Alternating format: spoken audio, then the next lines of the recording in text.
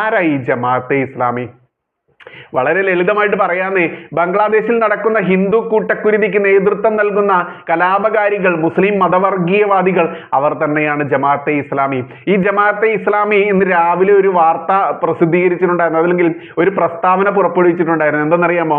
BJPക്ക് ജയസാധ്യതയുള്ള മണ്ഡലങ്ങളിൽ മതേതര പാർട്ടികളുടെ സ്ഥാനാർത്ഥികൾക്ക് വേണ്ടി വോട്ട് ചെയ്യും ജമാഅത്തെ ഇസ്ലാമി.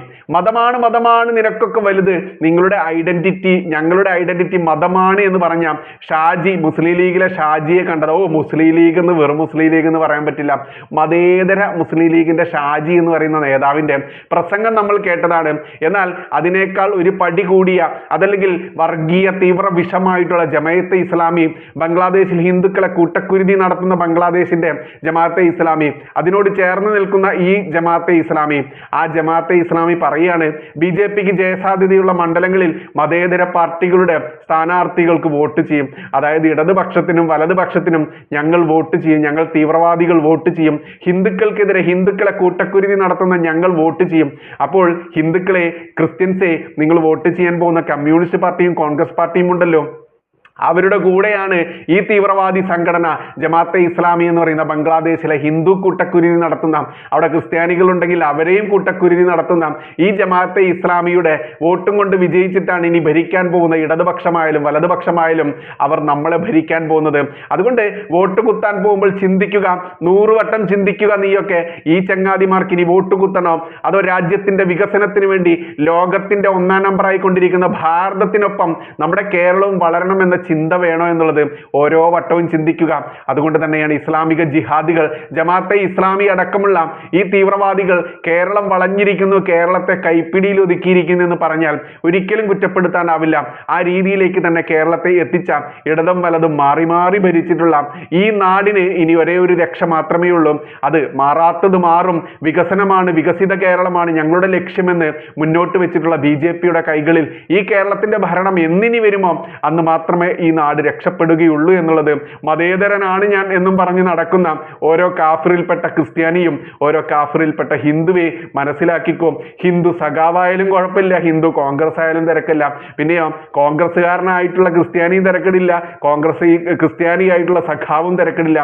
നീയൊക്കെ വോട്ട് കുത്തുന്ന, ആ വോട്ട് കിട്ടി വിജയിച്ചു വരുന്ന ഈ തീവ്രവാദികൾ നിനക്ക് വേണ്ടി വല്ലതും ചെയ്യുമെന്ന് നിനക്ക് വല്ല പ്രതീക്ഷയും ഉണ്ടെങ്കിൽ അത് അസ്ഥാനത്താണ് മോനെ. ആ കളി വേണ്ട മോനെ.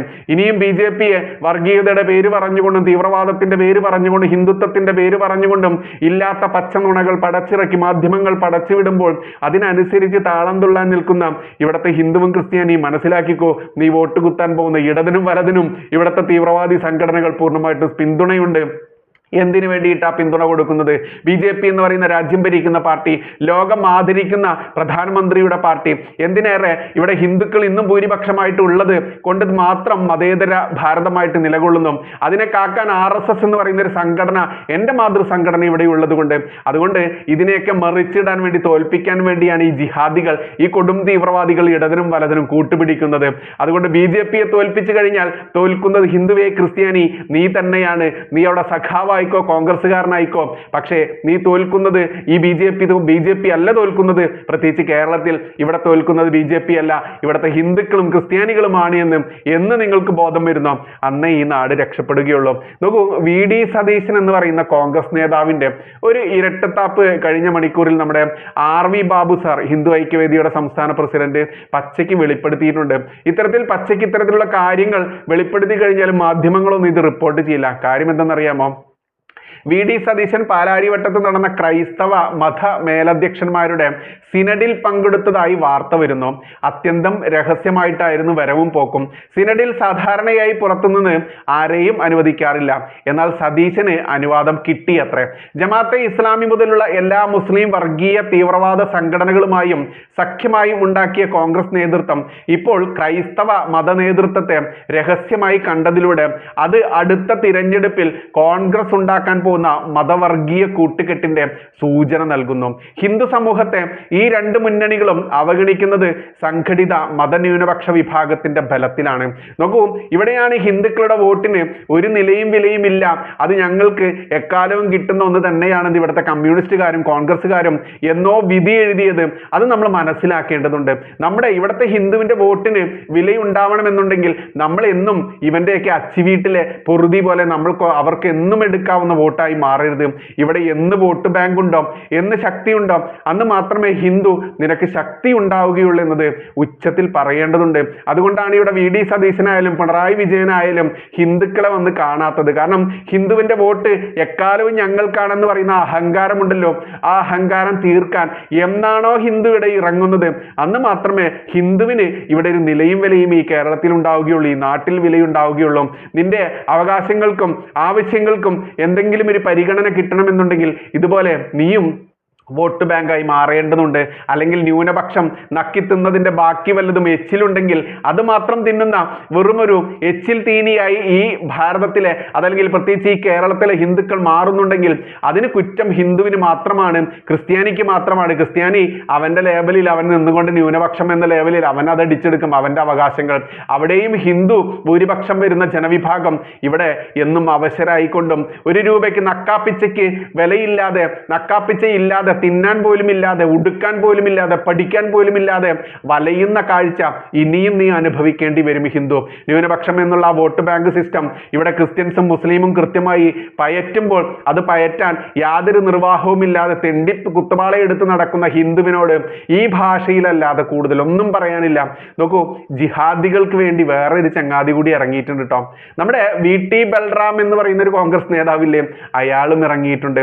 VD സതീശൻ മാത്രമല്ല, അതല്ലെങ്കിൽ ജമാഅത്തെ ഇസ്ലാമി മാത്രമല്ല, വേറെ ഒരുപാട് നേതാക്കന്മാരെ, കോൺഗ്രസ് ആയാലും കമ്മ്യൂണിസ്റ്റ് ആയാലും, ഇവരെ എല്ലാവരും എടുത്തു നോക്കിക്കഴിഞ്ഞാൽ ജിഹാദികൾക്ക് വേണ്ടി ഇറങ്ങാൻ ഒരുപാട് ആളുകൾ ഉണ്ടായിട്ടുണ്ട്. ഏതായാലും കോൺഗ്രസിന്റെ VT ബൽറാം എന്ന് പറയുന്ന നേതാവ് ഇറങ്ങിയത് എങ്ങനെയാണ് ഇവിടെ വിവരിക്കുന്നതെന്ന് അറിയാമോ? 4 ജില്ലകൾ പുതിയതായി വെട്ടിമുറിച്ച് ഉണ്ടാക്കണമെന്ന് ജിഹാദി പ്രേമി ബൽറാം. ബൽറാമിന്റെ ഫേസ്ബുക്ക് പോസ്റ്റിലാണ് അയാൾ ഇത് ആവശ്യപ്പെട്ടത്. അയാളുടെ ഫേസ്ബുക്ക് പോസ്റ്റ് എങ്ങനെ വരുന്നതെന്ന് അറിയാമോ? കേരളത്തിലെ ജില്ലകളെ പുനഃക്രമീകരിക്കുന്നതിനെ കുറിച്ചുള്ള ചർച്ചകൾ സ്വാഗതാർഹമാണ്. ഒരു കേരളീയൻ എന്ന നിലയിൽ ഇക്കാര്യത്തിൽ എൻ്റെ വ്യക്തിപരമായ ഒരു നിരീക്ഷണം പങ്കുവെക്കട്ടെ. ഇതെന്റെ പാർട്ടിയുടെയോ മുന്നണിയുടെയോ ഔദ്യോഗിക അഭിപ്രായമല്ല എന്നും എൻ്റെ തന്നെ സുചിന്തിതമായ അന്തിമാഭിപ്രായമല്ല എന്ന് മുൻകൂട്ടി വ്യക്തമാക്കുന്നു. കേരളത്തിൽ പുതുതായി 5 ജില്ലകൾക്കെങ്കിലും സ്കോപ്പ് ഉണ്ട്. അതായത് 5 ജില്ലകൾ ഇവിടെ വെട്ടിമുറിച്ചുകൊണ്ട് ഈ കേരളത്തിലെ 5 ജില്ലകൾ വെട്ടിമുറിച്ച് പുതിയ ജില്ലകൾ ഉണ്ടാക്കണം എന്നാ പറയുന്നത്. ആലോചിച്ച് നോക്കൂ. ഇനി ഈ ചങ്ങാതി പറയാണ്, കേരളത്തിൽ പുതുതായി 5 ജില്ലകൾക്കെങ്കിലും സ്കോപ്പ് ഉണ്ട്. ഇപ്പോഴത്തെ തിരുവനന്തപുരം, കൊല്ലം ജില്ലകളെ പുനഃക്രമീകരിച്ച് ഒരു പുതിയ ജില്ല കൂടിയാവാം. എറണാകുളം, തൃശ്ശൂർ ജില്ലകളുടെ ഭാഗങ്ങൾ ഉൾപ്പെടുത്തി ഒരു പുതിയ ജില്ല കൂടിയാവാം. മലപ്പുറം, പാലക്കാട്, തൃശ്ശൂർ ജില്ലകളുടെ ഭാഗങ്ങൾ ഉൾപ്പെടുത്തി 2 പുതിയ ജില്ലകൾക്ക് കൂടി സാധ്യതയുണ്ട്. 3 ജില്ലകളെ 5 ആക്കാം. കോഴിക്കോട്, കണ്ണൂർ ജില്ലകൾക്കിടയിൽ ഒരു പുതിയ ജില്ല കൂടിയാവാം. മലപ്പുറത്തിന് വേണമെങ്കിൽ 5-8 മുറിച്ചിട്ട് അങ്ങനെ വേറെ ആക്കാം. ഇതൊക്കെയാണ് ഇവരുടെ കണ്ണിലെ കാഴ്ചകൾ. എന്തുകൊണ്ടെന്നറിയാമോ? മുസ്ലിം പ്രീണനത്തിന് വേണ്ടിയിട്ട് മുസ്ലിങ്ങൾ കൂടുതലുള്ള ഭാഗങ്ങൾ വെട്ടിമുറിച്ചുകൊണ്ട് അവിടെ പുതിയ ജില്ലകൾ വരുന്നതോടുകൂടി ആർക്കാണ് അതിന്റെ ഗുണം എന്നുള്ളത് അന്നം കഴിക്കുന്ന ആളുകൾക്ക് മനസ്സിലാക്കാനോ, പക്ഷേ ഇസ്ലാമിക ജിഹാദികളുടെ അമേദ്യം ഭക്ഷിച്ച് ജീവിക്കുന്ന ഒരാൾക്കും ഇത് മനസ്സിലാവില്ല. അത് തന്നെയാണ് ഇവിടുത്തെ ഇടതിന്റെയും വലതിന്റെയും ശക്തി. അവർക്ക് എന്നും അവരുടെ ബോധം എന്തെന്നറിയാമോ? ഇവിടെ ഞങ്ങൾ എന്ത് ചെയ്താലും കുഴപ്പമില്ല, ഇവിടെ ഈ പറയുന്ന ഹിന്ദുക്കൾ ഒരിക്കലും ഞങ്ങൾക്കെതിരെ വരില്ല എന്ന് പറയുന്ന ആ ഒരു കോൺഫിഡൻസ് ഉണ്ടല്ലോ, അത് തകർക്കാൻ എന്ന് ഹിന്ദു മുതിർന്നിറങ്ങുന്നോ അന്ന് മാത്രമേ ഹിന്ദുവിന് രക്ഷയുള്ളൂ എന്നുള്ളതാണ് യാഥാർത്ഥ്യം.